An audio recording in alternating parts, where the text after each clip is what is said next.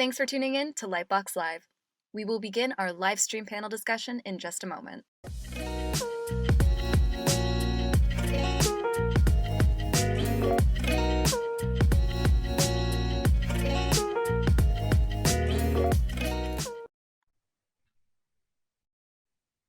Hey everyone, and welcome to Lightbox Live. Lightbox Live is our programming series at Lightbox dedicated to creating space for both emerging and established new media artists and technologists.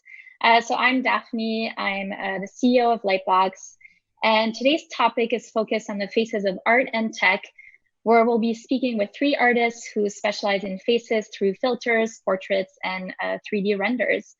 I'm really excited to have an international group of panelists here today. So first, I'm going to introduce you to Ines Alfa.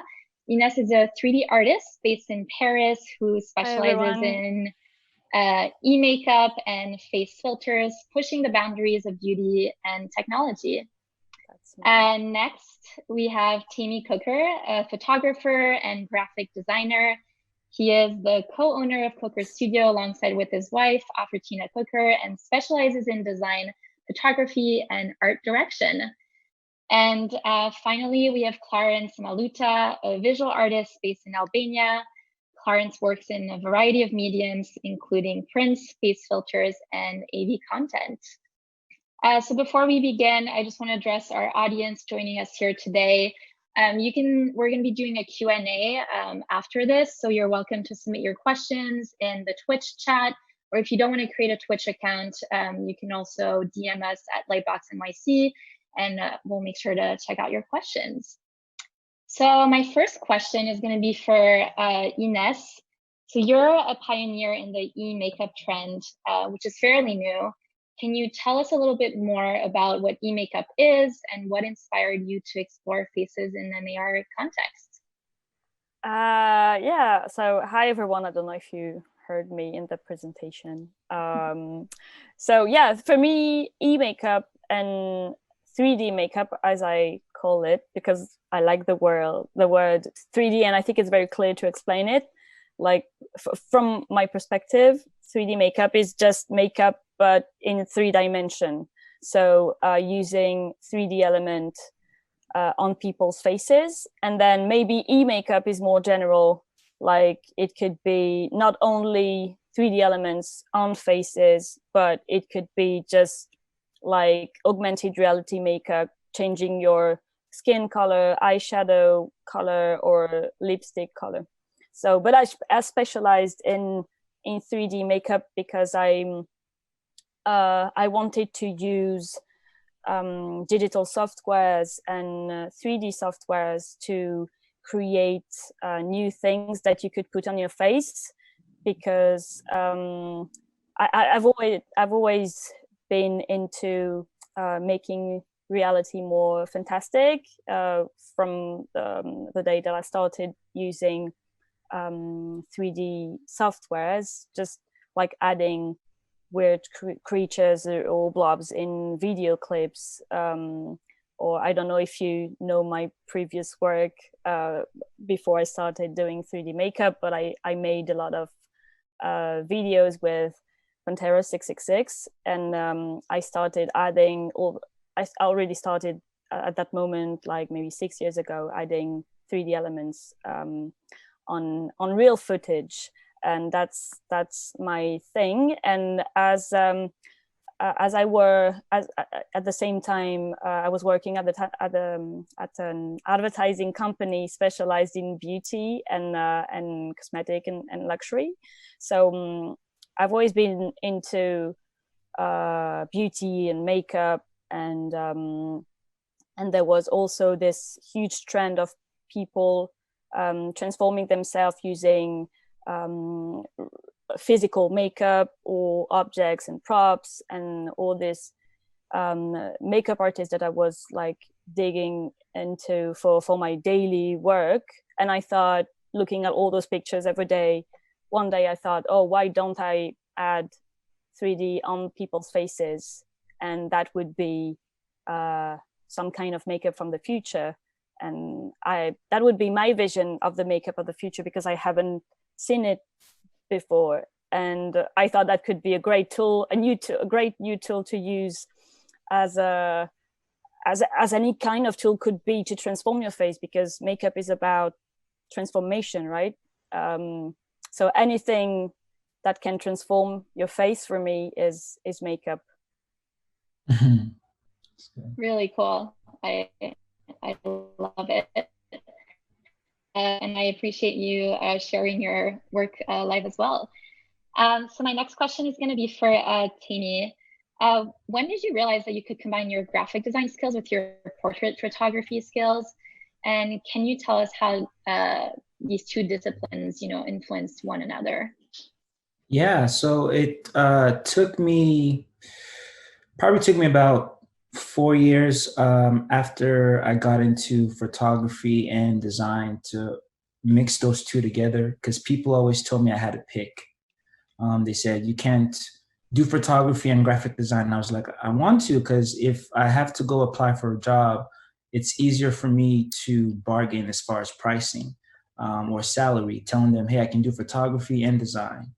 And so I think I really started merging those two mediums together in 2016 when I did this project called A Poster a Day. So I made a poster a day for a whole year. And the whole idea behind it was I wanted to be as good as I was in photography. I wanted to be that good in design as well. And so making the poster every day pushed me, and I got to learn a lot about Photoshop and Illustrator, and figuring out ways to grow, and then finding other people who are doing similar things. And even I watched Clarence Skillshare class, so I'm really excited that he's on here today. And like this picture right here, I saw how he was cutting people out, cutting things out of people's faces in his Skillshare class. And I took that skill set and tried to apply it in how I work and how colorful my work is. And yeah, and that's just how I learn and I grow. I find artists who are doing things that I would love to see, and I find ways to try to add it into my own style. And yeah, and I love shapes and I can draw. So that was my merging photography and graphic design was like the best way for me to be able to be like an artist that draws. So I just take the picture and then I do designs on it. So yeah. Cool. Can you did you have what was the first piece that you did where you combined both those things? Do you remember? Yeah, it's on my website. I still have it. The first one was I learned how to like make glass in Photoshop. And I thought it was like the neatest thing ever. And I remember that poster, I was posting it everywhere.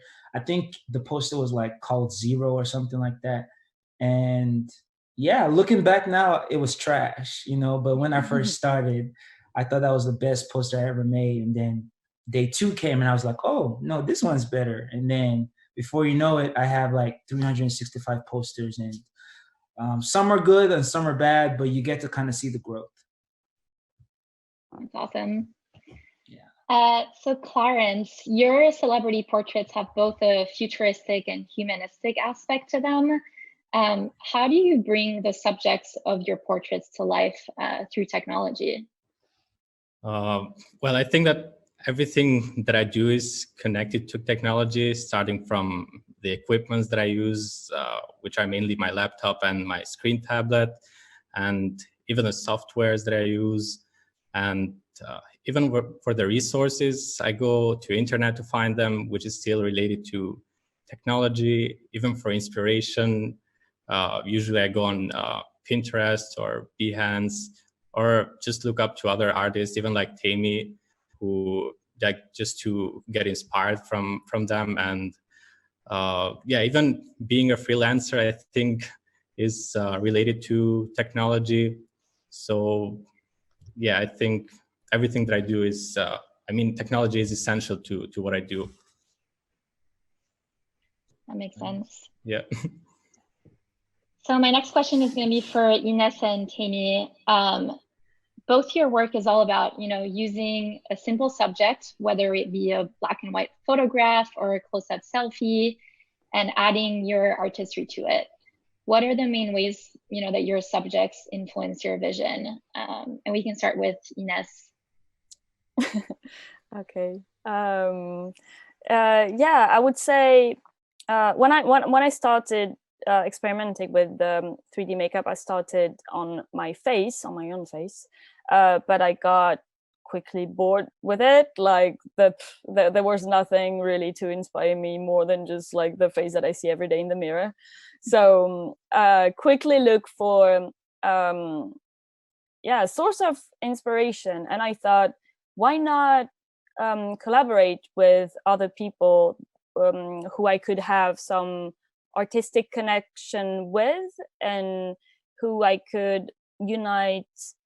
We could unite our skills together, and it could make something new, and I could get inspiration from their personality or style, and then make them more fantastic, augment them as a human, like create a new augmented version of themselves. So I started collaborating with other artists, musicians, makeup artists, drag queens this way, and it was super exciting and of course super inspiring to try to fit with their personality using 3D props, and I hope they're still happy with what I did with their face, because it was cool and fun to do. That's awesome. Tammy, how would you say your subjects influence your vision? I think I really love the way I think everyone has different facial structures, and a lot of my work gets inspired from that. And if you notice, a lot of the work I do, I have people either facing like fully left or fully right or 1/4 this way. And that's because I love to like play with the angles of the face. And through that, I'm able to implement shapes there. I'm able to add things to them. And for me, being African American, I just know that um, I've always wanted to depict and show people who look like me in a creative way. And so it inspires me to just push the boundaries and create the type of things that I want to see out there. And so a lot of my work have to do with African American people. And yeah, I just feel like everyone has a different facial structure, and I love to bring that out through the work that I do. I love that.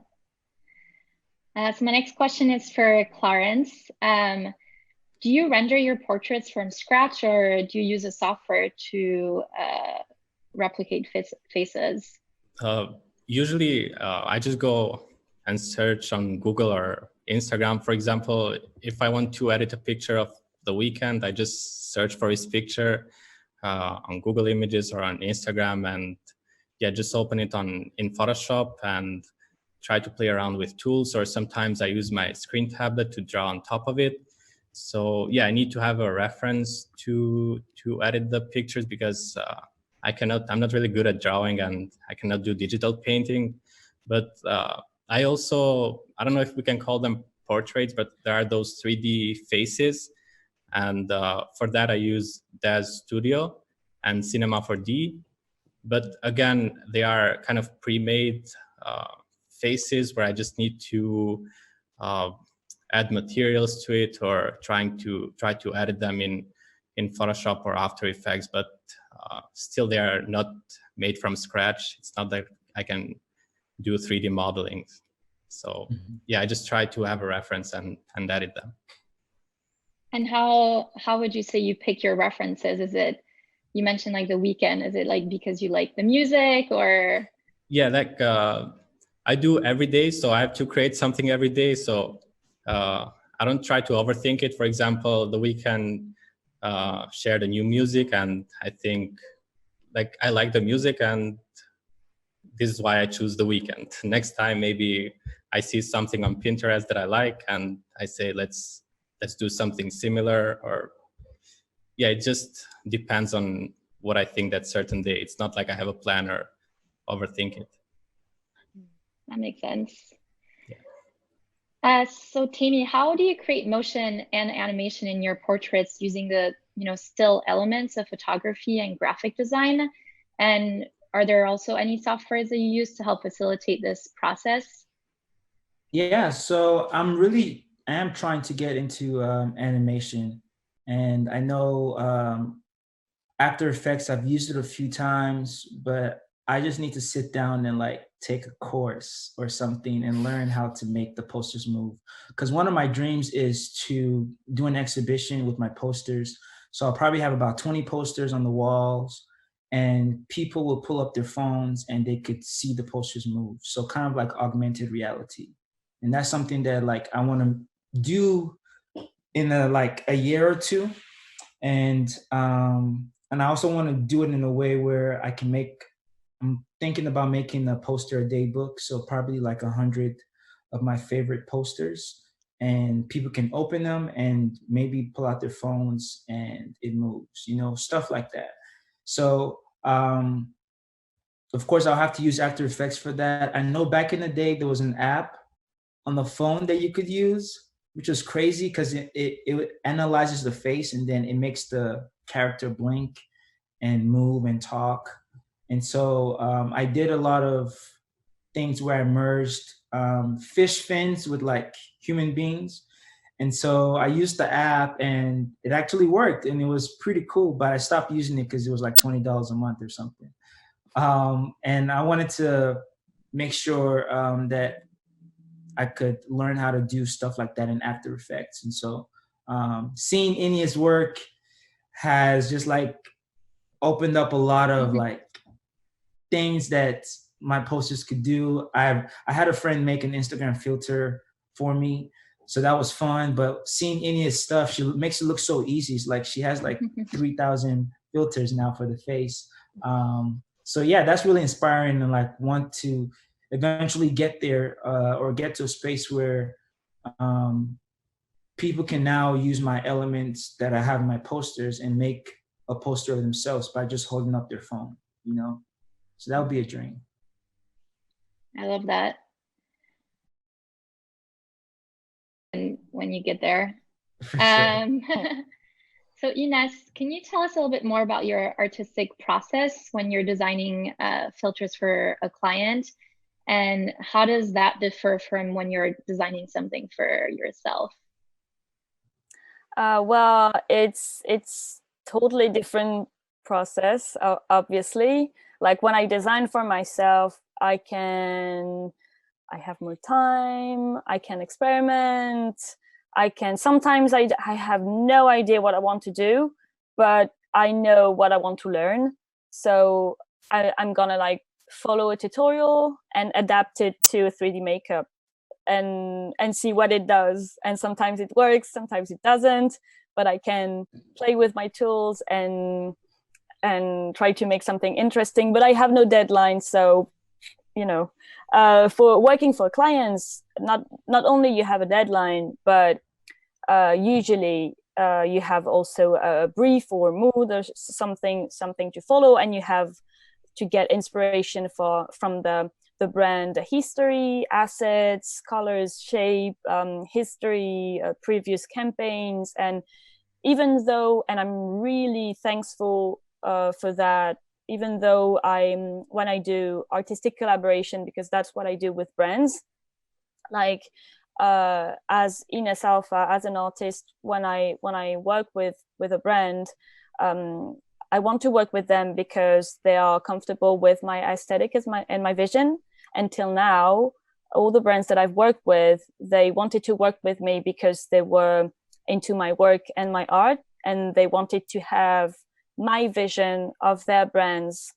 So that's the most exciting and interesting thing to me, because even though I'm not like completely free, and I love constraints, so working for a brand is really exciting and interesting for me, because I like to have like all this math in my head, like, okay, what's the brand history? What do the logo look like?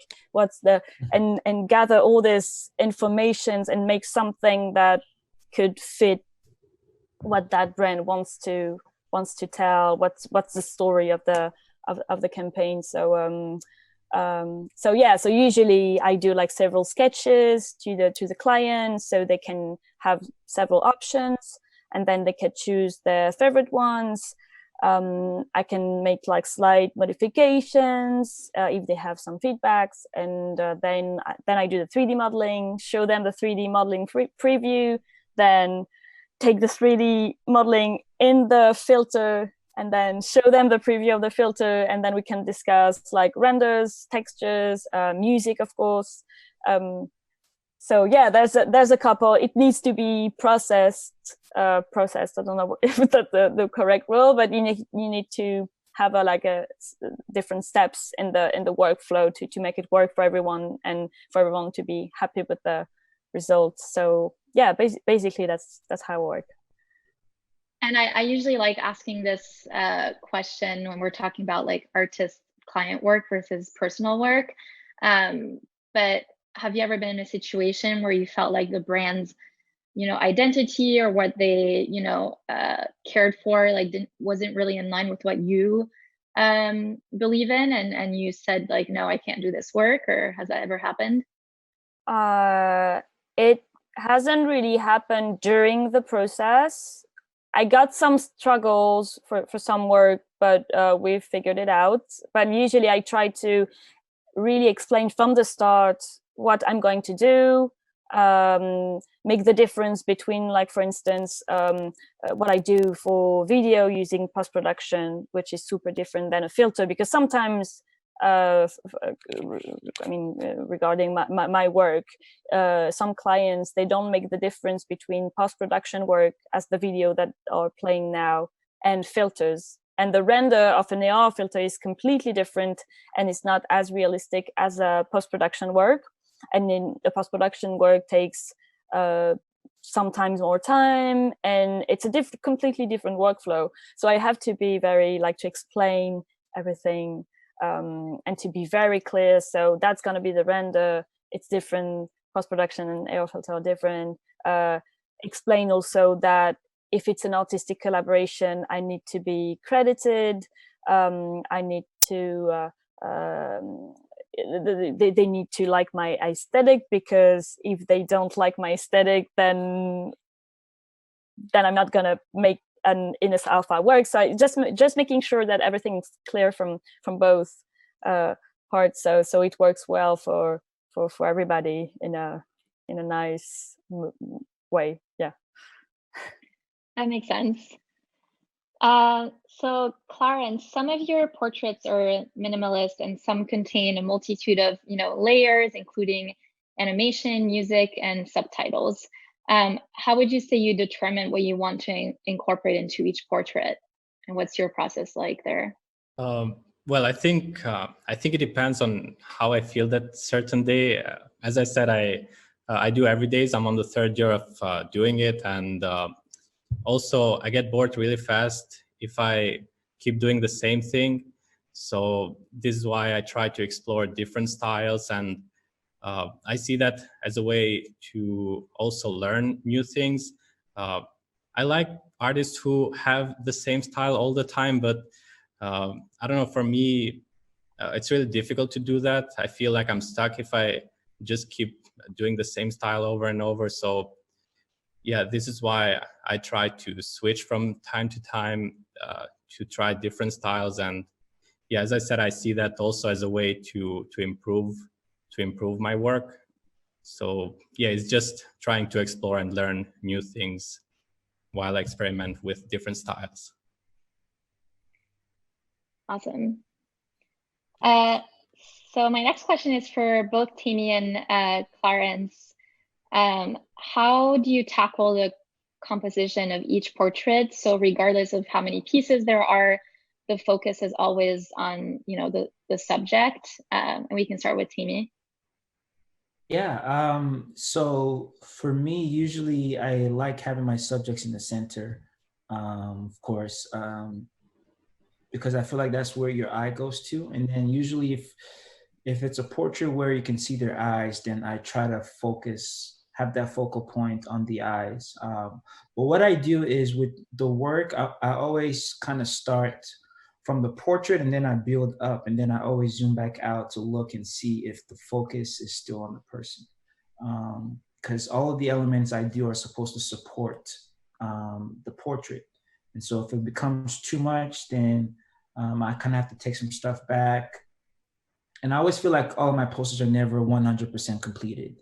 I always feel like there's something I could do. I think I get to a point where I'm just like, you know what? Forget it. I'm just going to post this. I like it. If I think too much, I'm going to have to add other things. And so my whole process with that is just finding that center focal point, which usually is the portrait, or if I can see their eyes, then I'm focused on their eyes. And then I start working around that. And I always make sure to zoom back out. I always share my work with my wife as well. Like, it's cool when other people give me compliments, but if my wife says, Tammy, that's dope, then I'm like, oh, okay, you know? And so I always send her like my stuff so I can get an idea of what she's thinking, if she likes it, what her focus was on when she saw it. And yeah. Awesome. What about you, Clarence? How do you make sure that the focus is still on, the subject? Well, I think it is a matter of contrast. For me, when I create portraits that have a lot of details, I try to keep a simple background, so the focus is only on the portrait. I don't know. There is a quote that from Alan Watts, I think. He says that to see white color, you have to put it in a black environment. So that's the essential idea of the contrast. I mean, I didn't go to school for graphic design, so maybe there's more to it, but that's the way I see it. It's just about contrast and also creating a good composition, like putting the portrait in the center, like Tammy said. And maybe for people who are just starting, there are also some grids that may be helpful. Like you can just search photography grid, and yeah, you can use that as a resource to create a nice composition.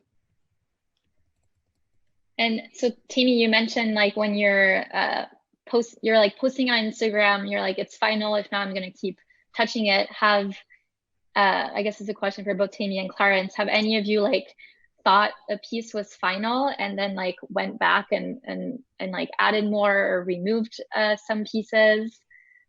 We can start with you, Tammy. Yeah, that happened. It actually happened with the client work. And they liked it, but then I went back to them. I was like, I'm not happy with this. Can we? And they're like, sure, But yeah, it also happens with personal work. And I think the most important thing for me is being honest and authentic in those moments. And so I've had moments where I've posted work that I liked it, but I felt like it was missing something, but I didn't know what it was missing. And so I just posted it and I use it as an educational piece to tell people like, hey, as artists, sometimes we get to this point where we can't just like add anything, or we feel like something's missing, but we don't know what, And so I would just post it and share. And I think it gave people a lot more freedom to know that for me as an artist, like some of my work is not always fully complete. And sometimes my work will have some things missing. Sometimes 2 years later, I will look at my work and be like, man, I could have added this and this and this. But I think the most important thing is to enjoy that season of like working and growing, because you're going to see that in 2 years' time, the stuff that you thought was amazing right now you would be like, man, I could have added this or this or this. Like this piece, like, there's something I feel like I could have taken off, but I'm like, you know what? It's there. It's a lesson. Maybe in the future I can do it again or make something better. So for me, it's just being honest and authentic with myself and not putting too much pressure. Because like Clarence said, like I used to do a poster every day, but then now I'm married and it's just not the same. I don't have as much time. But I definitely try to like learn as much as I can. And so I go on Skillshare. Like after this, I'm about to probably look up interviews with Clarence and Ines and just digest everything because I really love their work, and it's been a while since I've been like blown away by 3D stuff because everybody has been doing it, but the way Ines has taken a different route and like made it her own is just amazing. Thank you. Of course, yeah. What about you, Clarence? Have you been in a situation where you saw a piece and then just kind of went back and changed it all up, or? Yeah, I think it happens all the time with me. And sometimes when I do a daily artwork, I show it to my brother and say that this is the best work that I've done. And then I come back to it later and say, baby, I should archive this. I should delete this, this image. So yeah, it happens all the time. And I've also deleted some of my oldest works. And yeah, I think it is a sign of improvement. Like when you see, because you want to delete something because you see something that can be improved that you couldn't see before. So yeah, you can see that as a sign of improvement. That's how I see it. Definitely. That makes sense. So Ines, you recently stated that you like to think of digital and AR makeup as an accessory that can complement a fashion look. Do you think face filters and e-makeup could eventually become, as mainstream as physical accessories and makeup? I think it's already an accessory and it's already mainstream in a way. Like, what's an accessory? An accessory is something you add, I mean, in fashion, it's something you add to a whole look, clothes and makeup to make it more attractive or to make it more personal, maybe to yourself. It's just a little bit, just an extra thing that makes you look more confident because you think you're cooler, or I don't know. So I think it complements, I mean, clothes complements makeup complements clothes, and I think AR filter and 3D makeup complements each other. Like, as you can see, my dress matches my filter kind of. It's not exactly the same green, but obviously it goes quite well together. Yes. So yeah, I think it's definitely happening now, and it's not because you only see that on your phone for now that it's not real and that it doesn't exist and that it's not an accessory yet. It's just a digital accessory, and as people are more and more showing themselves to the world through social media, and especially during these times, like, people don't even wear makeup anymore. You use filter because it takes less time when you want to present yourself to a Zoom conference. I mean, I have also physical makeup underneath the filter, but yeah, you can get a look in a second. So I guess it's people are definitely already playing with that and accessorizing the face in a way. Have you actually seen like an increase since, the kind of the stay-at-home requirements have started in people reaching out to you with, some requests to create AR and e-makeup for them? So I guess it's a little bit tricky. Like what I saw when quarantine starts, it's that like someone asked me the same question, and I was like, okay, let me check my statistics on my filters, because I don't often check those statistics. It doesn't really matter. I'd rather receive people's video tagging me than checking how many of them there were to. I mean, it's not my interest really, but it was really interesting to see that there was a peak of use of my filters just right after the quarantine was official. So I was like, seriously? and it made sense. So but regarding like a proposition like from clients, I think that the brands. They are starting more now than when the quarantine started, because I think they needed to like figure out what we're going to do, because I guess it makes totally sense that they were all like in panic, like nothing is normal anymore. Yeah, but that it's definitely changing a little bit, but I don't for now I don't see, like, people were already super into making filters before because it's brand new. So yeah. Yeah, that makes sense. I mean, people are left to their own devices now, so I've definitely found myself kind of trying out new filters, you know, for it's internal Zoom calls way for to now. spend your free time. I spend a lot of time just trying filters on several apps because it's just funny to do.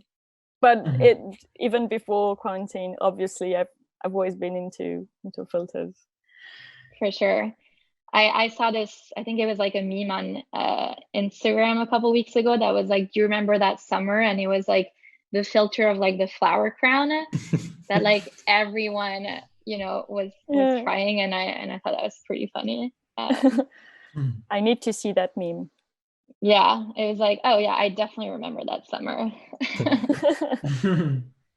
So, Tammy, my next question is for you. What advice would you give to anyone who is working in one discipline and is thinking of, you know, branching out into another? Yeah, I think you just have to do it. You know, like, I was always scared. People told me I couldn't do both. I think there has to also be some wisdom, of course, like see where the industry is leading. Or if you don't care about that, then figure out how to do something that's different or that stands out. Like Clarence has been able to take just portraits and then make them into something crazy, and then like make animations out of them, make them move. And Enya is just doing the same thing with like makeup. Like, everyone uses makeup, but then if you think about makeup as a filter, it's like, oh my gosh, because you have people who say, man, I want to be a fish, you know. And like, you know, and I think there's a big range of things that could happen from that, as far as like, let's say teachers want to teach kids about fishes, you know, and they can use the filters and like talk about different things on there, you know. And I just think that for us artists, if we want to venture into something, definitely like put the time in. I mean, because I think about how long sometimes I play games, and if I count the hours, I'm like, man, I could have spent those hours on Skillshare, learning a new skill, making a new poster, and things like that. And so I just think, like, for me, I'm talking to myself as well. Like, I need to get my butt up and go and learn After Effects and maybe 3D rendering, because I have Cinema 4D on my computer. I just get intimidated. I've only used it like 3 times, you know, and the posters were good, but now I don't even remember how I made them because I stopped. And so I think definitely don't be intimidated. I think for us artists, if we're good in one skill, whenever we start learning a different skill, we have that like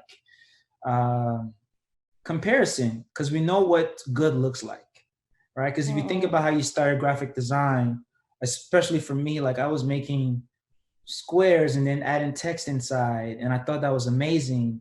And now I'm where I'm at today, and it's like, man, if I make a square with the text, I have to make sure the text has a pattern. There has to be good contrast. There has to be a good typeface. Maybe the typeface should have texture. You know, now I'm thinking like the way a graphic designer would think.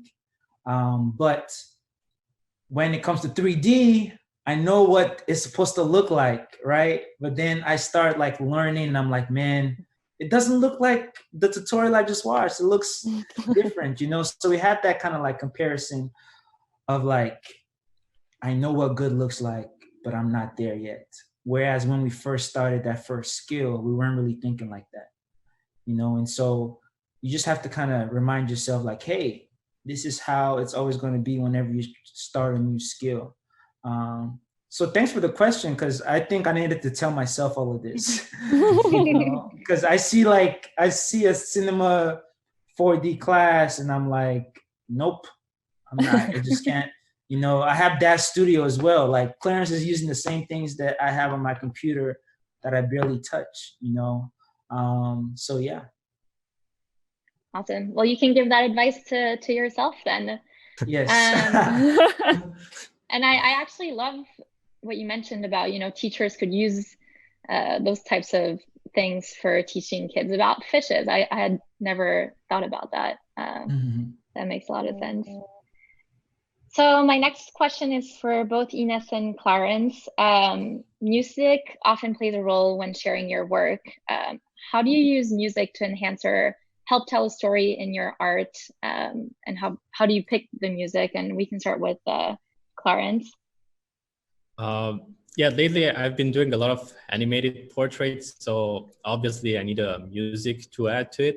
And usually I don't spend too much time with that process because it's just a personal project that I have to do every day. So I don't want to spend like 1 hour with the music. So usually when I work the video, the animation, I just go on my YouTube playlist and just find a music, and most of the time I just slow it down to I slow the speed of the music, because first of all I think it goes well with the vibe of my animation, and secondly I'm afraid of copyright, so this is why I slow it down, just to make sure that nothing bad happens.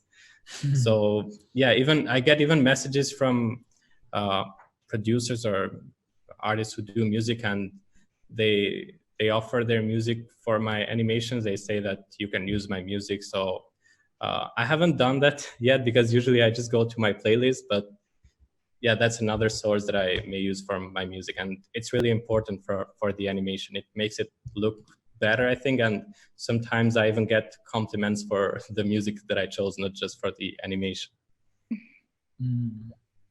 Awesome. What about you, Ines? Yeah, I totally agree with Clarence. I think music is super important because music and sound design, especially when you do animation or 3D, because I mean, in my work, it's super important to bring 3D to life and to make people believe it's real in a way, or it could be real in another dimension or planet or in a near future.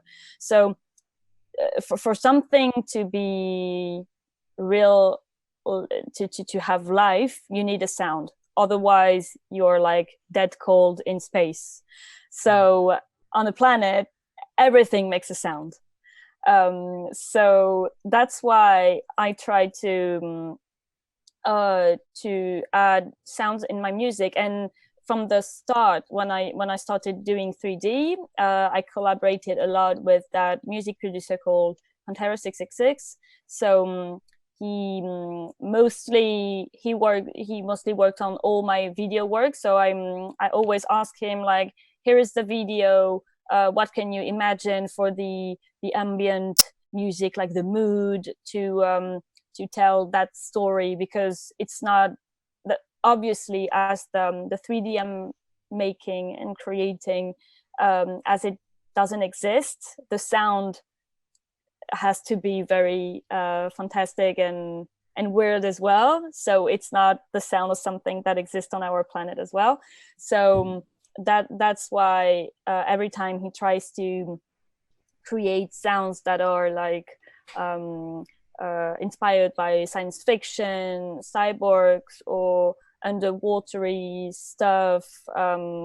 So it brings this 3D also and the video in another world, but still, yeah, it brings it more to life. I think it really adds something magic to it, and it makes your brain believes to what you're seeing more.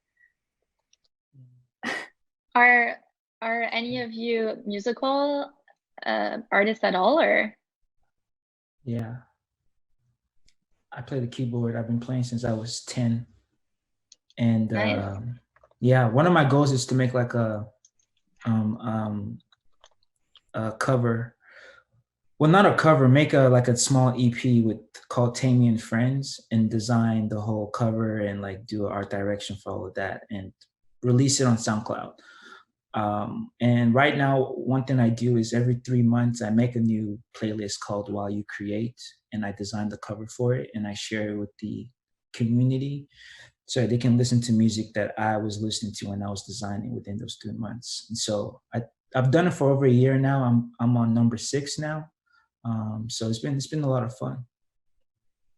Awesome.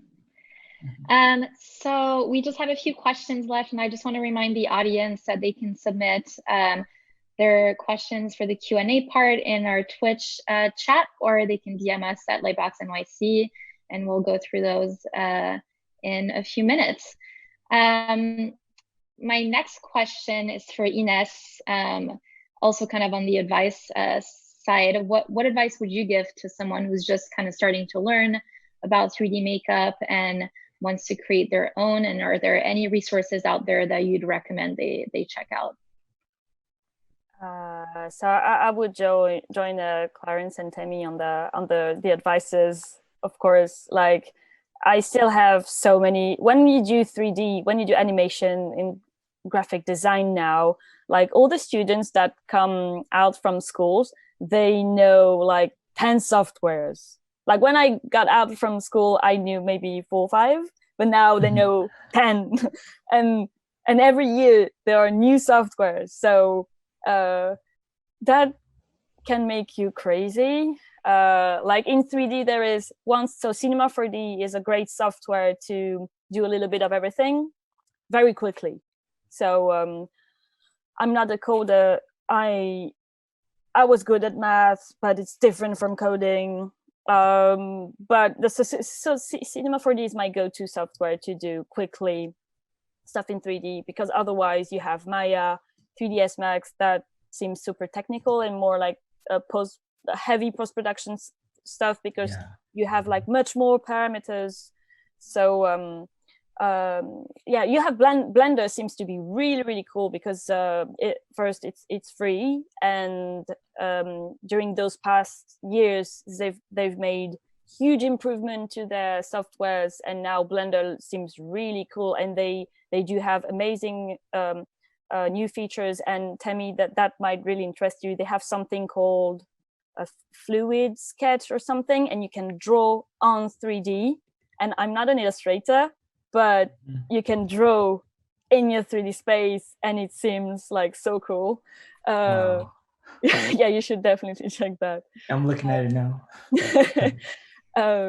And yeah, for augmented reality, you have Spark AR if you want to make a filter on Instagram. You have Lens Studio, which is much more, I mean, for me, it's easier to use, and it's like the Cinema 4D of AR filter, I think. And you can very quickly make really cool stuff, because you have a pre-made thing that you can use and tweak for your own creations. Spark AR they have templates too, but I from my opinion, it's trickier. And agree on Tammy. And every time you want to learn, I have like a list of softwares I want to use for 3D sculpting. For instance, you have ZBrush. Then for particles, you have Houdini. And then every time you start, you're like, okay, let's do a tutorial. I'm just going to do the basic, and then I will feel more comfortable. And then you start Houdini, basics of Houdini or ZBrush, and then you're just like, okay, I'm out. No. it's just, and you feel like a beginner again. Like you spend like days, months, years to learn something, and you thought you achieved quite good level, and then suddenly you're like, okay, because I think I'm quite good, I'm gonna learn something, a new software, and you start the new software and you're shit.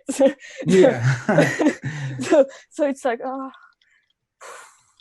And sometimes you just push yourself and you manage to do something. So my advice would be, from all that information, don't give up, experiment, try the software you feel more comfortable with, and when you're more comfortable with this software, you can maybe try another one if you think that software will bring you something you want to do. But and just try stuff, post your stuff, even if you think it's really bad. I mean, if you think it's really bad, you don't have to post it, obviously, but don't be scared of people's judgment. And it's always good to have like a history of what you've achieved, even though you were not 100% happy with it. As you said, guys, it's like you made progress. Even if you were not happy with that piece, the next one will be better. Even if the next one you're not happy really with it, but then little by little, someday you will say, I think that one is quite cool. And that's the best achievement, I think. Awesome. Thanks for sharing that. So we're starting to have some questions coming in. So I'll ask one more question to Clarence, and then we'll switch over to the ones addressed to all of you. So Clarence, you've recently shared more portraits that include sci-fi narratives and voiceovers. Can you tell us what sparked that initial idea? Yeah, I've been doing that since a long time, like 2 years ago, when I used to listen a lot of Alan Watts' speeches. He's a philosopher talking more about Eastern philosophy. And I just thought that my animation would look good with his voice. So yeah, this is how that idea started. And after I used a lot of his speeches, then I was looking for other people who I liked their quotes or something like that, and just put them on the animations, just add the subtitles. With the subtitles, with the yellow subtitles, I think it adds that kind of retro feeling. So yeah, that's how the initial idea started, just liking someone's speech and putting it in the animation. That's really great. Great, so we're gonna move to our Q&A. So the first question that was submitted was, you're all young and obviously very anchored in digital art. Do you think you would have been a visual artist in a non-digital world? And we can start with whoever wants to start. A good question. Yeah, I guess, I mean, before, when I started doing 3D, it was like just for fun, because when I was at school, so I'm not that, I mean, I'm young, but I'm like 35 years old. So when I was at school, the 3D software that I learned was called Lightwave, I think, and it was horrible. So at that time I was like, no way I'm doing 3D, no. And I remember that I learned to do a CD-ROM. So imagine oh my gosh, how old it, you know. I've never worked on a CD-ROM I mean, since I left school. So yeah, I've been working as I've worked as an art director in advertising, and I mean, the software that I used to work with was Photoshop. Still it's digital software, but I guess maybe I would be physical makeup artist. I don't know. Clarence, what about you? Yeah, for me, I think I remember this quote that says, if you have this urge to create something, then you're an artist, but not necessarily a good artist. So I think personally I have that urge of creating something, and even Ines or Tammy, and that would make us, that would push us to create something, even if we didn't have these tools. So maybe I'll do graffiti or something like that. But I think if we didn't have the digital world, there would be other mediums where we could explore. So yeah, I think we would definitely find something to work as an artist to create something. Agreed. Yeah, for me, I felt like I've always wanted to express myself. So I feel like I would probably learn how to draw or learn how to build something, because I just like things that allow me to express myself. And so I think yeah, I think I would either be drawing or I would be like sculpting or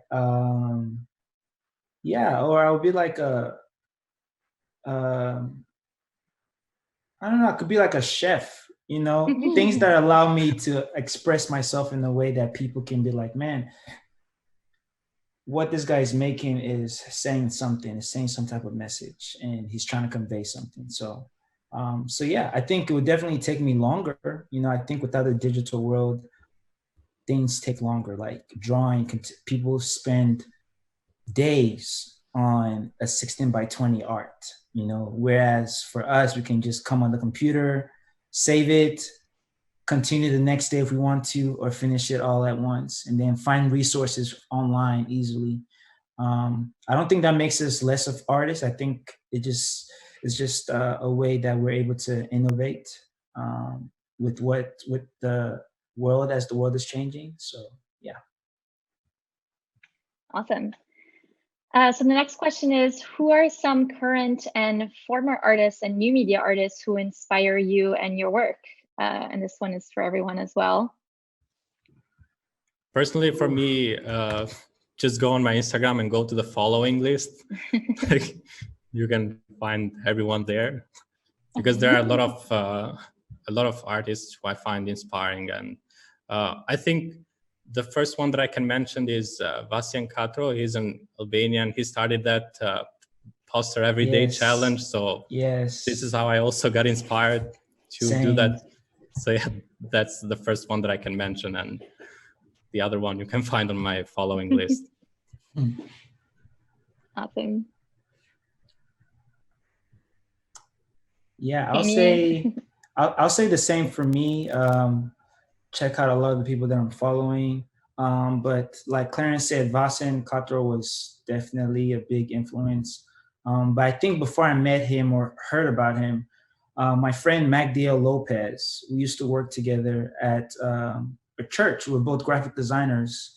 And I just saw how he was just working so fast. And I was probably like 2 years into design when I got hired, and I was working under him. And we became really good friends, and he showed me a lot of tricks. And he started the poster day. He was like on day 30. And then I asked him, hey, I want to start this as well. And so we met up. And I was actually talking to him a few days ago, but he's like, out of everybody, I would say he's like up here, but then there's Vasan Katra, there's Slime Sundays. There is a guy named Rob Bailey. I just love how he makes illustrations from shapes. And so there's many other people like that. Of course, Clarence and Ines now. But because, yeah, with Ines, I instantly clicked with her work just because I was in a phase where I was merging human beings and fishes. And I always wondered what it would look like if the fish fins were moving. And I saw her stuff and I was like, oh my gosh. And then with Clarence, just how colorful his work is. I've always loved color, and I'm from a very vibrant culture. I'm from the Yoruba tribe, and I was born and raised in Lagos, Nigeria. And so I've just loved color, and the way he's able to like make color that don't really go together still make sense is like something I really respect of his work. So. Okay, yeah, I would say, yeah, you can definitely check. Obviously, the artists that I follow, I'm very inspired by them. And I will tell that little story that I always tell that about that artist called Vince McKelvey, which is one of the first artists that really made me want to do 3D. And he was like, he is the nicest person. Like, I contacted him on Facebook. I think I think that I didn't have Instagram when at that time, and I sent him a message like, I'm really fond of your work. And he made at that time lots of different blobby creatures and shapes and just little gifs, very colorful, iridescent. And I was like, wow, that his work really blew my mind, like the textures, how it moved, and how it was like, yeah, that they look like just different species from different planets and stuff. And so I sent him a message, how do you do that? It's amazing. I'm working on Cinema 4D, and I'm wondering how you do that, because I tried to do it in my way, but I couldn't manage to do it. And he was like, oh, I'm sorry, I'm on Blender, but here is my file, just have a look at it and let me know how it goes. And then I was like, oh my God, learn a new software. I opened the file on Blender and I was like, no. But still, I looked at it a little bit and I was like, oh, thank you so much, Vince. Love your work and thanks for your help. Unfortunately, I'm on Cinema 4D and I'm like super lazy. But I managed to find, comparing Cinema 4D and Blender, some kind of a parameter that enables me to do something like similar to it. So I started learning from his art, and often you can start learning and finding your own way of expressing yourself, copying people that you like. And that's basically what I did when I started 3D, because I didn't know really what to do with that tool. So I tried to do my stuff and then copying people that I like. And I guess you shouldn't be ashamed of starting that way. And then you find, learning little by little, you find your own way of making more personal stuff. That's great. So the next question is for Ines. Ines, I love your work. What's the basic workflow for C4D to Spark AR? And are you baking the animations in or animating in Spark AR? Thank you. Maybe that, yeah. Very precise question. The workflow is not really different from Cinema 4D or Blender or whatever. And you will find all the tutorials or online or in the resource of Spark AR. But basically, you model something in your 3D software that you export as an FBX or an OBJ to Spark AR. And depending on the kind of animation you want to do, you have to do it in your 3D software or in Spark AR. Like, I'm not an expert as doing animation in Spark AR, but you can code and use some of the patch editor features to animate like the basic stuff, like scale, rotation, translation. And if you have something, if you have a character animation like dancing, you have to export the dance moves from Cinema 4D to Spark AR. And if you have like, I think you have blend shapes animation. Yeah, you have blend shapes animation in Spark AR as well. So you do all your shapes in your 3D software, and you use the blend shape tag on Cinema 4D that you export. I mean, you made the. I mean, it's very technical, but it's not that technical when you know the world. But you have like your blend shape tag on your object that you export in FBX, and then you import that in Spark AR, and you have like multiple ways of animating stuff, and it depends on what you want to do basically. So yeah. Well, I'll just pretend like I understood all of that. Sorry. No, that's fine. I'm sure whoever you answered it to understood it. I hope. And everyone else on this chat except for me. So so another question that came in through Instagram, Tammy, how are you and your wife / business partner able to maintain a good work and life balance? Ooh. Oh, man. That's a good question. I think for me, because I've been in the creative world longer, I have to make sure that I am supporting my wife and making sure that she feels safe as far as being able to come to me with the kind of work that she's making, and not comparing her to any other artist and allowing her to go through her journey, because I went through mine as well. And so I think if I'm not careful, we could get in a space where she's comparing her work to me and she doesn't feel as validated in the company because people are coming to either of us more. I know for me, like I used to do photography a lot, and that was what I was known for before design. And now my wife is doing a lot more photography and she's getting hired a lot more for photography. And I found myself getting jealous. You know, I was like, dang, I used to I used to take pictures, you know. And I taught her a little bit of what she knows, but she just blew up, you know, and now she does art direction. And that's why we added that as part of what Coco Studio does, because that's kind of like her forte and what she does and what she focuses on. So I think for us, it's as married couples, it's important to be able to, especially for me, distinguish my role as a business partner and as a husband.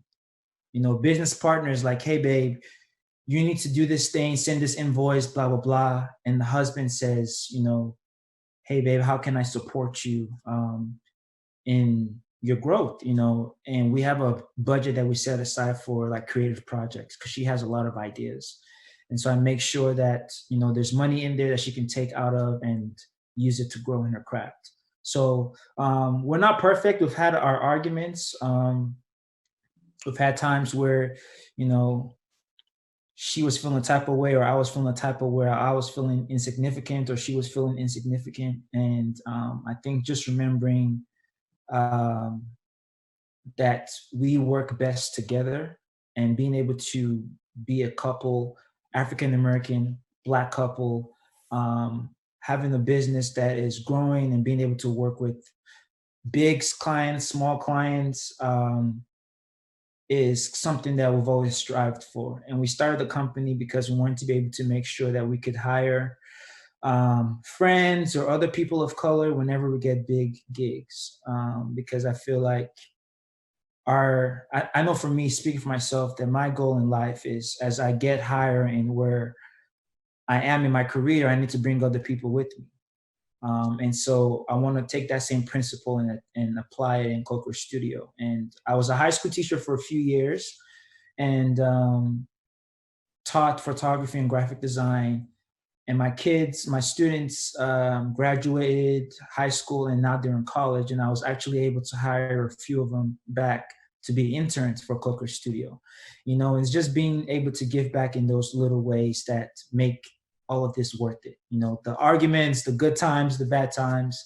And yeah, but I would just say like the most important thing, and I feel like that's just for me personally this year, is to support my wife in every way possible and making sure that she feels and knows that she is a big part of Coco Studio.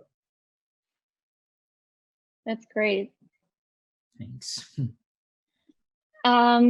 Another question that came in on Instagram. So Clarence, your work has such a psychedelic nature. And they're asking, you know, where do you draw inspiration for your designs? For example, the flashing eyes on some of your portraits, or is there something psychedelic on purpose about your work? Yeah, I think I just go on Pinterest, and whenever I find something cool, I try to do something similar. First of all, I don't do drugs, so that's not related to drugs. But I don't know. I really like the vibe, and I really like colors. I've always liked colors. The vaporwave style, the neon style, all the psychedelic retro vibe. So yeah, it's just I like that kind of style, and I try to do that. There is not a I don't know a message behind that. So it's just I like it, and I try to do something that I find cool.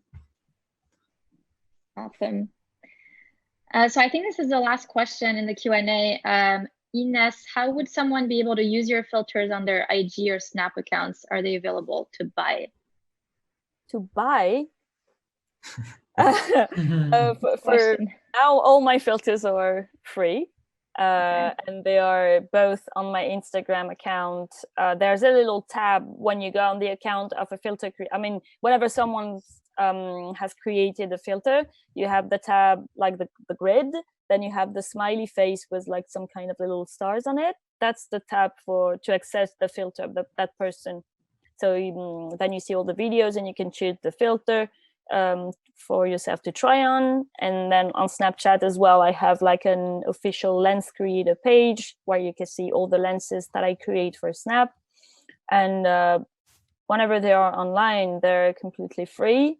And I'm not planning for now. At first, when I started doing 3D makeup, I was like, will it be possible to one day sell 3D makeup as you could sell makeup? Like you could sell a palette, and I think that Snapchat, when they started doing filters and lenses, they tried to make people pay to have like more advanced ones. Like you could pay for clothes or accessories when you play video games, like you play Fortnite or whatever, and you can buy customized stuff for your avatar.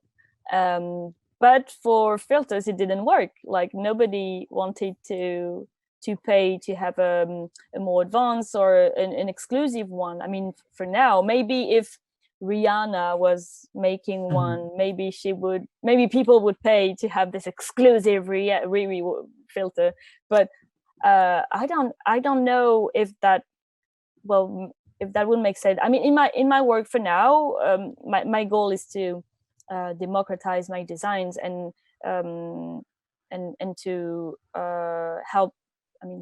I don't know if that helps, but yeah, trying to help people to express themselves and to play with filters and to play with the different appearance that they're used to when they look at the mirror, or that they're used to playing with other kind of filters. It's just like, to see yourself in a different way. So my goal for now is not to make people pay for that. Otherwise, I wouldn't like that. Gotcha. Well, thanks for sharing that. And actually, Tanya, I wanted to add something when you mentioned your students. We actually worked with Alda Boyd for one of our Times Square projects. We had her work on a billboard in Times Square, and she mentioned that you were one of her teachers. What? And, yeah. So wow. I thought, yeah. So That's I thought awesome. that was such a small world. Anyways, well, thank you all for joining today. I'm so glad that we were able to, pull this off, and that we're able to inspire each other. I hope you enjoyed it too. And I'll let the audience know to kind of stick around after. You can visit our 3D Lightbox with Tammy and Clarence and Inez's work. And then we'll be sending out a recap of this in the next few days. And we hope to see you on the next one. Thank you all. Thank you very much. Thanks for the invitation. It was really inspiring. This was awesome. Yes. Thank you, everyone. Thank you. Take care. Stay safe.